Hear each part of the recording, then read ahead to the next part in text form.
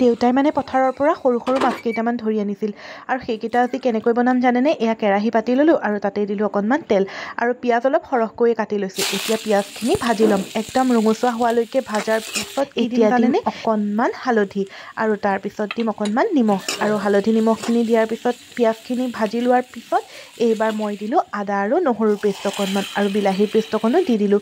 বিলাহী কাটিও দিব পাৰি, মই বাৰু পেষ্ট বনাই দিলোঁ। ইয়াৰ পিছত মই দিলোঁ এচামুচ জিৰা গুড়ি আৰু তাৰপিছত দিলোঁ এয়া পেকেটৰ জলকীয়া গুড়ি। তাৰপিছত কি কৰিম জানেনে? এইখিনি ধুনীয়াকৈ ভাজি ল'ম আৰু অকণমান গৰম পানীও দি ল'ম, মানে কেৰাহীত আকৌ ধৰি ল'ব পাৰে যে সেইকাৰণে পানীকণ দি ল'লোঁ।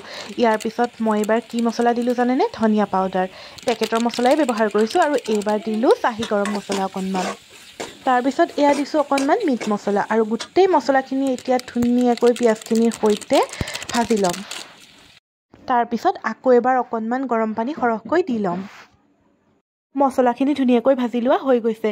অথনি যে দেখাইছিলোঁ সৰু সৰু মাছকেইটা, এতিয়া এই মছলাখিনিতে মই মাছকেইটা দি দিম। মাছকেইটা ধুনীয়াকৈ এই মছলাখিনিৰ সৈতে মিলাই ভাজি লোৱাৰ পিছত মই এতিয়া কাঁহী এখনেৰে গোটেইখিনি ঢাকি দিম।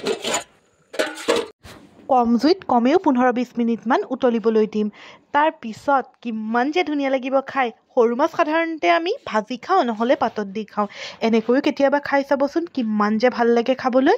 আৰু এয়া একেবাৰে শেষত জলকীয়া দুটামান কাটি দি দিছিলোঁ আৰু তাৰপিছত এয়া মোৰ একদম খাব পৰা হৈ গ'ল আৰু মাছখিনি।